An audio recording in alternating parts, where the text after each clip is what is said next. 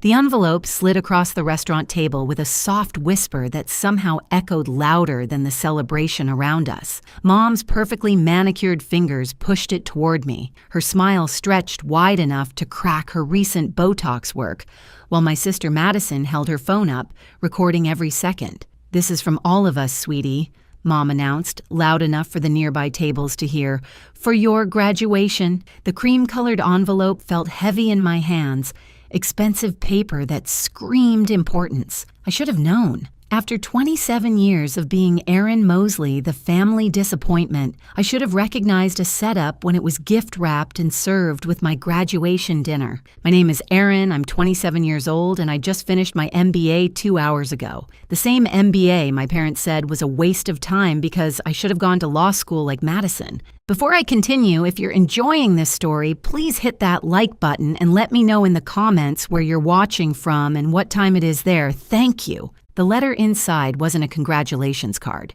It was 3 pages of legal documentation, and the heading made my heart skip. Not from hurt, but from dark amusement. "Notice of familial disownment," it read, like something out of a Victorian novel, except typed in Times New Roman and notarized by Madison's law firm. Dad cleared his throat, that same theatrical sound he made before his country club speeches, ready to explain why cutting me off completely was actually an act of love. The restaurant was packed with other graduation celebrations, families hugging and toasting, while mine documented my exile for their entertainment. I'd always been the problem child, you see.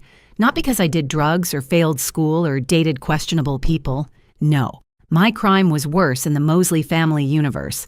I refused to be molded. While Madison glided through law school, married a senator's son, and bought a house with pillars that looked like a miniature White House, I had the audacity to study business and talk about startups. Dad owned a manufacturing company that had been hemorrhaging money for 5 years, but somehow my dreams of entrepreneurship were the unrealistic ones. The joke was so rich, I almost laughed right there, but I kept reading instead. The letter detailed everything: removal from the will, cancellation of my health insurance effective immediately, removal from the family trust, even a formal request to change my last name. They'd thought of everything. These people who gave me life and were now serving me papers to prove I was dead to them.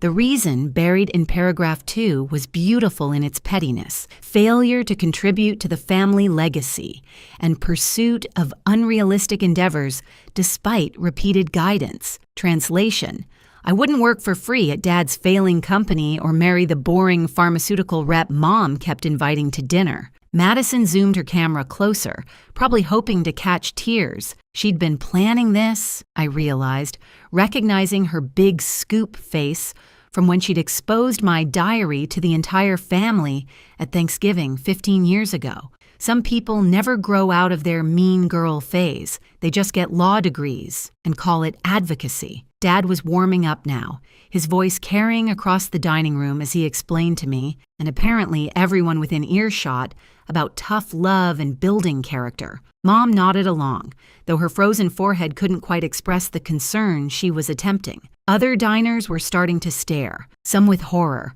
others with that uncomfortable fascination people get when witnessing a car crash in slow motion. The funny thing about being disowned publicly is that it clarifies everything instantly. Every birthday they forgot, every achievement they diminished, every backhanded compliment wrapped in concern. It all made sense now. I wasn't their daughter. I was their project. And projects that don't turn out as planned get scrapped. The waiter approached with our entrees, took one look at the scene, and reversed course like he'd stumbled into a crime scene smart man. Dad's speech reached its crescendo. Something about eagles pushing their young from nests, which might have been inspiring if eagles actually did that, and if he hadn't been reading from note cards. Madison prepared. She was live streaming now, I noticed, her phone angled to catch my face while keeping hers in frame. Always the lawyer, documenting everything. The family group chat was probably blowing up with real-time commentary from aunts and uncles who'd been warned this was happening. They'd planned this for months, I realized, recognizing the signs. Mom's insistence on this specific restaurant, Madison flying in from Boston despite claiming to be swamped with cases, Dad's rehearsed metaphors that he definitely practiced in his bathroom mirror. The letter's second page was even better, listing my failures in bullet points like a performance review from hell. Refused reasonable employment offers. Translation: wouldn't be Dad's unpaid secretary, demonstrated pattern of defiance. Translation: got my MBA instead of marrying Todd, the pharmaceutical rep. Failed to maintain family standards. Translation: drove a Honda instead of a Mercedes. Madison had definitely written this. She loved bullet points almost as much as she loved humiliating me. Her phone stayed steady, waiting for the breakdown, the tears, the begging she'd probably already picked out the filter for posting this later. Mom finally spoke up, her voice pitched perfectly between concern and condescension. She talked about how this was really for my own good, how struggling would build character, how they'd always love me but couldn't enable me anymore. Enable what, exactly? My education that I paid for myself? My apartment that I'd rented since college? The health insurance I only used for annual checkups? The irony was delicious, considering Madison lived in a house Dad bought and worked at a firm where Mom's connections got her hired, but I was the one being enabled, apparently. The other diners weren't even pretending not to watch anymore. A woman at the next table had her hand over her mouth, looking between us like she was watching a soap opera. Her husband was shaking his head slowly, the universal sign for "that ain't right." A table of recent graduates across the room had gone silent, probably thanking their lucky stars their families were normal. Even our waiter was hovering by the kitchen door, no doubt updating the staff on the drama at table 12. I did something then that I could tell wasn't in their script. I smiled, not a sad smile or a sarcastic smile, but a genuine, relieved smile. Then I said thank you. Just that, thank you. Mom's Botox finally met its match as she attempted to look shocked. Dad's cards scattered as he fumbled for what came next. Madison's camera shook slightly, the first crack in her composure. Thank you for the clarity, I told them. Thank you for putting it in writing. Thank you for making it official. I stood up, folded the letter carefully. Evidence is always useful, and picked up my purse. Madison found her voice first, shrieking that I couldn't just leave, that this was a conversation, that I was being dramatic. The irony of calling me dramatic while live streaming my disownment in a crowded restaurant was apparently lost on her. Mom reached for my wrist, but I stepped back smoothly, 3 pages of legal disownment making the boundaries pretty clear. Dad just sat there, looking confused that his eagle metaphor hadn't resulted in me tearfully promising to change. I walked out of that restaurant with my head high, leaving them with the check and an audience. Behind me, I heard the murmur of shocked strangers and Madison's voice, shrill now, no longer performing but genuinely flustered that her viral moment hadn't gone as planned. My phone buzzed before I even reached my car. The family group chat was exploding, but I didn't look. My roommate Sarah had sent a single text. How bad was dinner? I texted back, got disowned officially with paperwork. Her response came instantly.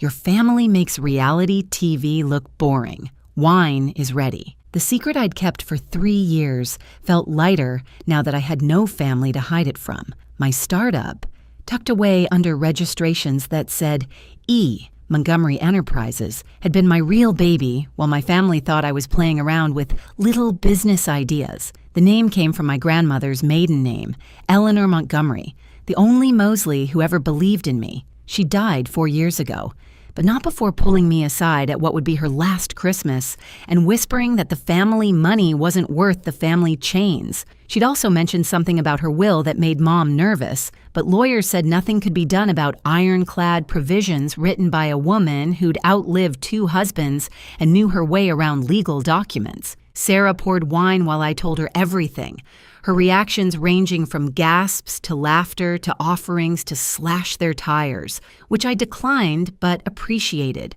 She'd been there through all of it. Every time Mom called my dreams cute. Every time Dad offered me receptionist work like he was doing me a favor. Every time Madison posted her perfect life on Instagram with captions about being blessed with success. Sarah knew about the startup too, had watched me code until 4 a.m., attended every failed pitch, celebrated every small victory. She was the sister I chose, worth a dozen Madisons. My phone rang, and the caller ID made me smile. My business partner, Arthur Chen, former IBM executive who'd retired early and decided to mentor hungry entrepreneurs instead of playing golf. He had urgent news, he said, the kind that required champagne, not wine. We'd been selected as preferred vendors for a major software contract, the kind that could transform us from startup to legitimate company. The client was being cagey about their identity, but they needed our exact solution for supply chain management. Arthur was practically giggling, which, from a 60-year-old man who'd seen everything in tech, was either concerning or amazing. The twist that made me laugh until Sarah thought I'd lost it? The anonymous client desperately seeking our software was in manufacturing, specifically in the exact industry where Dad's company was drowning. They'd reach out to us soon, Arthur said, probably within days. They needed us more than we needed them, a position I'd dreamed about but never expected. The universe, it seemed, had a sense of humor about timing. But the revelation that really stopped me cold came from an unexpected source. My mom's former best friend, Linda, who'd been cut off years ago for questioning family decisions. She DM'd me on Instagram with receipts I never knew existed, screenshots from 5 years ago, emails between my parents about sabotaging my Stanford Business School application. They'd called the admissions office, claiming I had mental health issues that would make me unsuitable for the program. Only a last-minute letter from my undergraduate advisor had saved my acceptance. They'd been trying to clip my wings long before tonight's public execution. Linda had more, evidence of them trying to get me fired from my internship by calling my boss with concerns, attempts to access my bank accounts for monitoring, even a private investigator report they'd commissioned to find dirt on my business activities. The joke was on them. The investigator found nothing because I'd been careful, keeping everything under Montgomery Enterprises, paying my taxes, building legitimately. My family had spent more money trying to stop me than they'd ever spent supporting me. If you're still listening to this story, please take a second to subscribe and hit that like button. Your support helps me share these stories, and honestly, knowing you're out there listening means everything. Thank you so much. The plan formed itself like code writing itself, elegant, efficient, and inevitable. Dad's company, Mosley Manufacturing, was bleeding clients because their supply chain system belonged in a museum they'd refused to modernize for 20 years, and now they were scrambling. Arthur confirmed what I suspected. They were our anonymous client, desperate enough to pay premium prices for immediate implementation. They didn't know E. Montgomery Enterprises was mine. The paperwork was clean, the website professional but vague, and my name appeared nowhere. Arthur found the whole thing hilarious, calling it corporate karma and offering to be my front man for meetings. Madison, meanwhile, was having her own crisis. Her live stream of my disownment had backfired spectacularly. Someone from the State Bar Association had commented that recording someone without consent in a two-party consent state was problematic, especially for a practicing lawyer. Her firm's senior partners weren't happy about the viral video featuring their letterhead on disownment papers. She deleted it. But the internet is forever, and screenshots were spreading faster than she could issue takedown notices. She'd texted me 15 times, alternating between threats and negotiations, each message more desperate than the last. I incorporated everything properly, making sure E. Montgomery Enterprises was bulletproof legally. My lawyer, not Madison, obviously, but a shark who'd graduated from Harvard when Madison was still in diapers, reviewed everything twice. We were positioned perfectly. A legitimate company with a revolutionary product, about to save a failing manufacturer who happened to share my former last name. The contract terms Arthur negotiated were beautiful. Upfront payment, monthly maintenance fees, and a penalty clause. If they tried to break the agreement early, it would either save Dad's company or bankrupt it faster, depending on how well they implemented our solution. Mom tried calling from different numbers, leaving voicemails that ranged from furious to pleading. Did I know what I'd done to the family's reputation?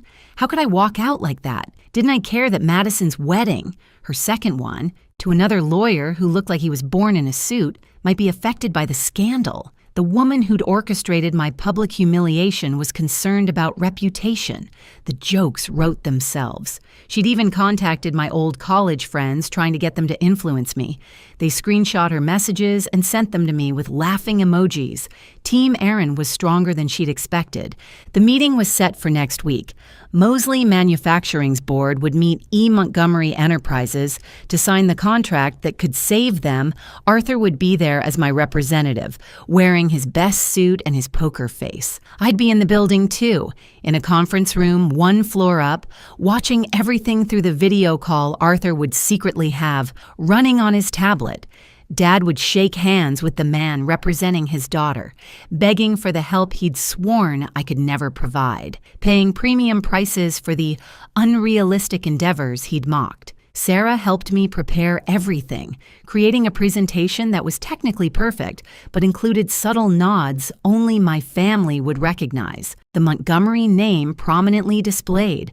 My grandmother's favorite quote about independence in the footer, even the color scheme from my rejected business proposal from 3 years ago when I'd tried to help Dad modernize. He'd laughed at that proposal, called it amateur hour, suggested I focus on finding a husband instead. Now he'd be signing a contract based on those same ideas, just packaged differently and priced at market value instead of offered for free. Madison's texts got more frantic as her wedding approached. The scandal was ruining everything, she claimed. Her future in-laws were concerned about family dynamics. The irony of her wedding being affected by family drama she'd created and broadcast was poetry. She'd wanted viral content. She'd gotten it. The internet had opinions about a lawyer who'd film her sister's humiliation for entertainment, and those opinions weren't wedding gift registries. Even Todd, the pharmaceutical rep, had reached out, saying he was glad I hadn't ended up stuck with him, that he'd only gone along with my mom's matchmaking for the free dinners. At least someone got something good from those awkward setups. The morning of the meeting, Arthur called me with barely contained glee. "Your father's been singing E. Montgomery's praises all week," he said.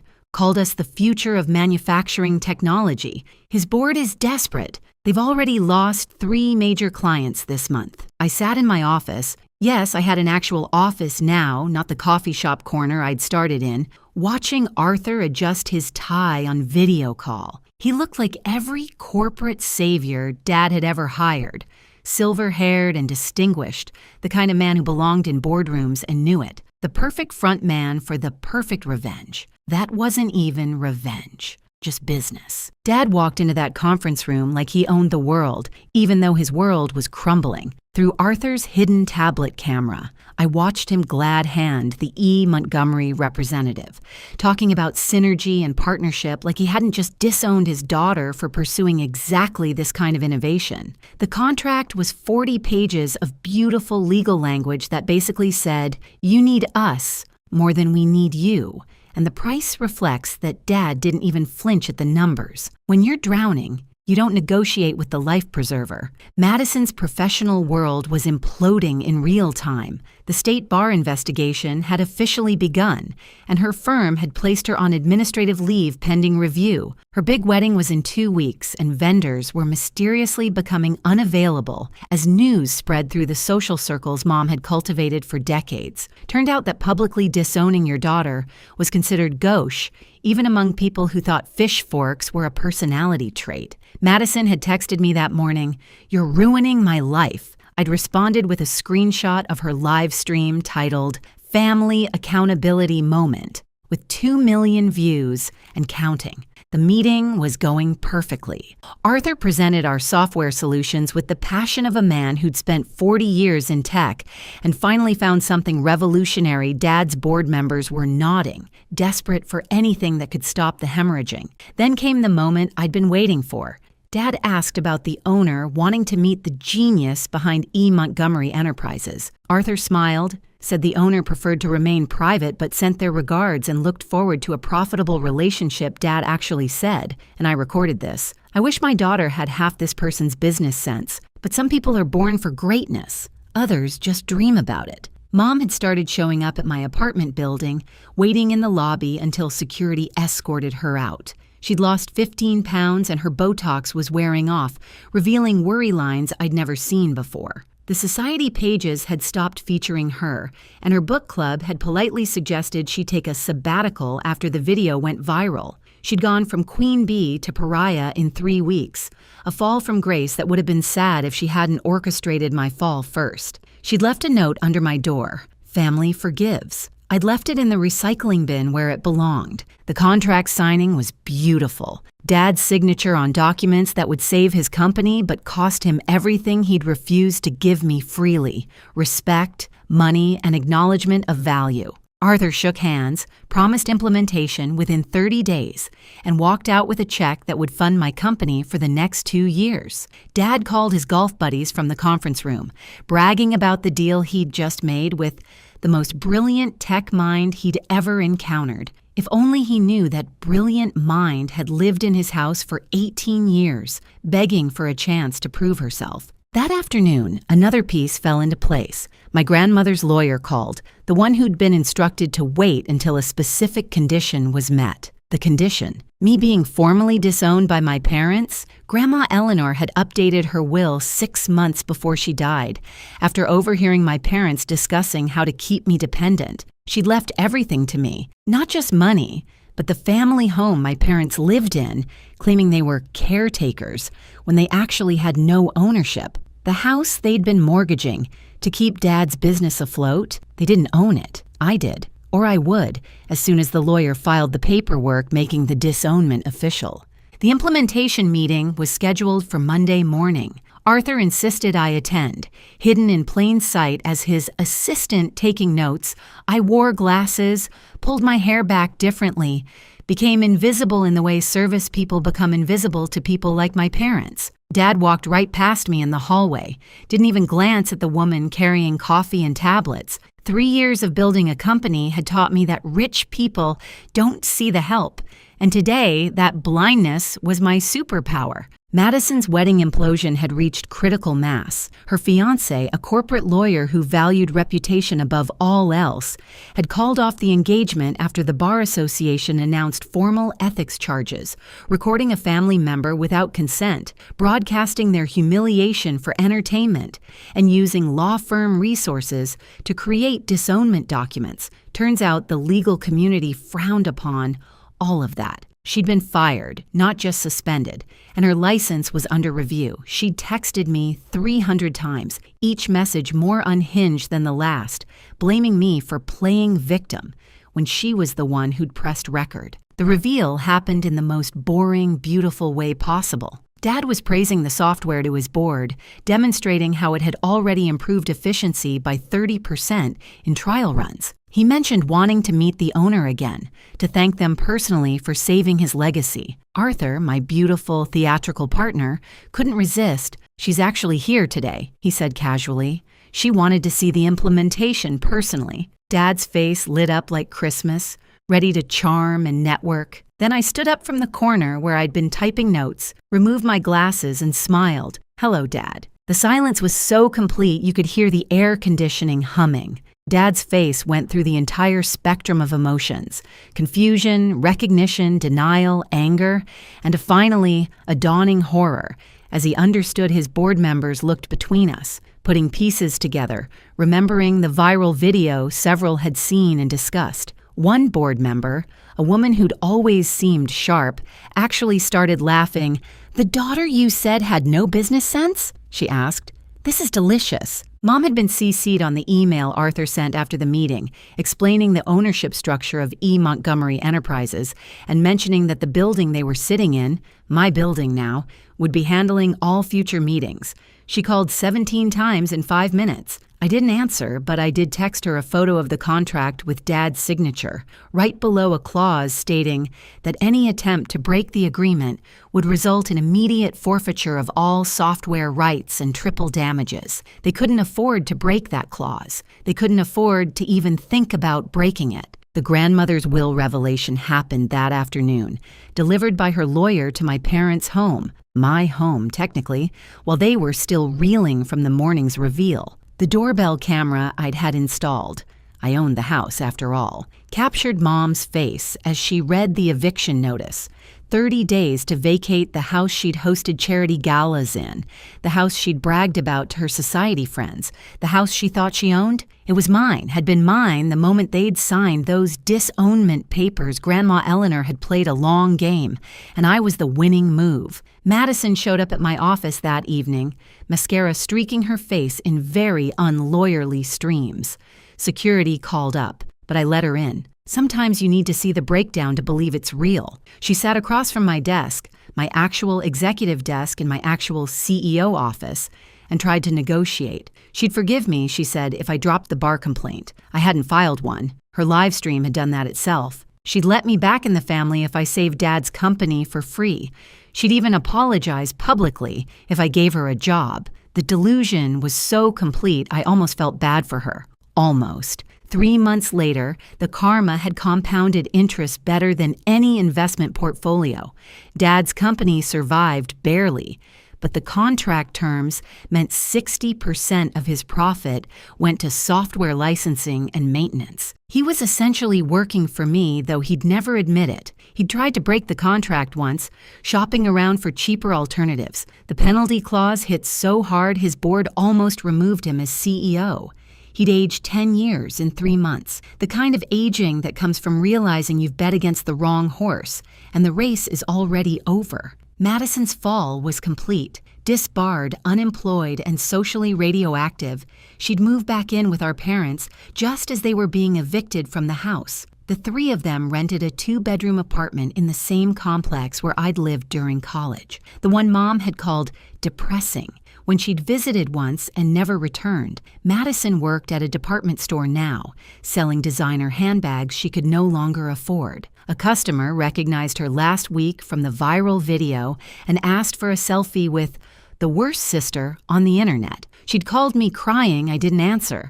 Mom's society friends had completely abandoned her. Turns out that publicly disowning your successful daughter was worse than any scandal they could imagine. The book club formally expelled her after she tried to spin the story as tough love gone wrong. Her charity committees removed her name from letterheads. The country club revoked her membership after the dues check bounced. She'd started a blog about redemption and family healing that had 12 followers, most of them bots. Her Botox had completely worn off, revealing a face that had forgotten how to smile genuinely, if it ever knew how. The business journals picked up the story when our company went public.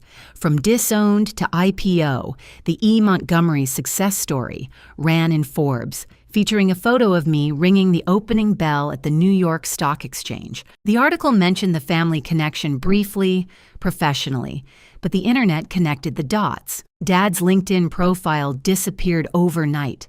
Madison's Instagram went private after people started commenting contract clauses on her old family photos. Mom tried to claim credit in a Facebook post, saying she'd practiced strategic motivation. The ratios were brutal. I donated the family house to a charity that helps homeless LGBTQ youth, kicked out by their families, making sure the press release mentioned it was my childhood home, recently inherited. The symbolism wasn't subtle, but subtle had never been my family's strong suit anyway. The charity renamed it Eleanor House after my grandmother, and I attended the dedication ceremony. Local news covered it. And there, in the background of one shot, was Mom watching from across the street. She looked smaller than I remembered, like disowning me had somehow diminished her too. The sweetest revenge came in the smallest moments. Dad at an industry conference, having to watch me give the keynote about innovation and family businesses, Madison at the mall where she worked, watching me shop with Sarah, who loudly asked if I wanted to check out the sales at her store, Mom running into me at the grocery store and me walking past like she was a stranger, which legally she was. They'd wanted me gone, erased, removed from their lives like a typo in their perfect family narrative. They got their wish, just not how they'd imagined it. The wedding invitation surprised me, addressed to E. Montgomery plus guest. I almost threw it away, thinking Madison had lost her mind completely, until I saw the names. It was from James, the pharmaceutical rep Mom had tried to set me up with, marrying someone who wasn't me. The note inside made me laugh. Thanks for dodging that bullet so I could find real love. Your mom still thinks we'd have been perfect together. She RSVP'd something about a scheduling conflict. We both know why she's really not coming. I sent a nice gift and a note saying I had a business conflict, which was true. I was busy succeeding. Arthur and I were planning our next venture, something bigger, something that would make the first company look like a practice run. He'd become the grandfather I'd never had, protective and proud in ways my actual family never was. At the IPO party, he'd given a toast that made me cry, about believing in yourself when no one else does, about choosing your family, about the sweetest success being the kind nobody can take away from you.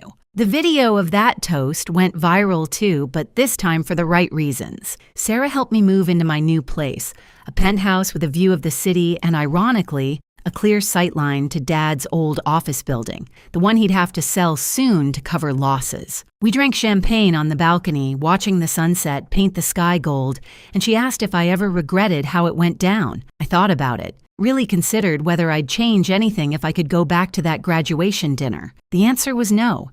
They'd given me the greatest gift possible, freedom from seeking their approval. The disownment letter, framed in my office now, was my diploma from the University of Hard Truths. Dad sent a letter last week through his lawyer, not admitting wrong, but suggesting a business reconciliation for the good of both enterprises. I had my lawyer respond that E. Montgomery Enterprises didn't engage in partnerships with companies that had shown bad faith in previous dealings. The legal language for "you made your bed" was beautifully cold. He'd have to watch his daughter's company grow while his shrunk, a gap that would only widen with time. Every success I had would be a reminder of the opportunity he'd thrown away with both hands and a notarized letter. Madison had started therapy, according to a mutual friend who felt sorry for her. Good for her, honestly. Maybe she'd figure out why she'd needed to destroy me to feel big. Maybe she'd understand that being the favorite child meant nothing when the parents weren't worth impressing.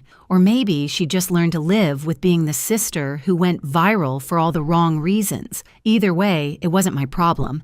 I'd been disowned, remember? Her healing journey was as disconnected from me as everything else in that family. Mom posted old family photos on Facebook sometimes, the ones from before everything fell apart, with captions about cherishing memories and family is forever. The comments were always the same. People asking where I was, why recent photos never included me, if everything was okay. She'd delete the posts within hours, but the internet had already screenshot them. Someone had started a Reddit thread called Narcissist Parent Bingo, using her posts as examples. I didn't participate, but I did read it sometimes when I needed to remember that their behavior wasn't normal, wasn't love, wasn't my fault. 3 years after that graduation dinner, I stood in my office looking at the wall of achievements, magazine covers, award certificates, photos with business leaders who actually respected me. None of it would have happened if my family had gotten their way. I would have been a secretary in a failing company, married to someone Mom chose, living a life designed by committee. Instead, I was exactly who I'd fought to become, successful, not despite my family's rejection, but because of it. The disownment letter had been meant to break me. Instead, it had been my key to the cage I hadn't even realized I was in. The ending came not with confrontation, but with indifference. I saw Dad at a coffee shop looking tired and 10 years older, scrolling through his phone at a corner table. He saw me, started to stand, maybe to speak or apologize or negotiate. I walked past him to the counter, ordered my coffee, and left. No drama, no scene, no acknowledgement. He was a stranger who happened to share some DNA, nothing more. The barista called out my order. "Coffee for Montgomery!" I smiled, taking my cup with my chosen name on it, walking into a future that was entirely mine. They'd disowned me, but I'd claimed myself. When family shows you who they are, believe them, and then become who you're meant to be.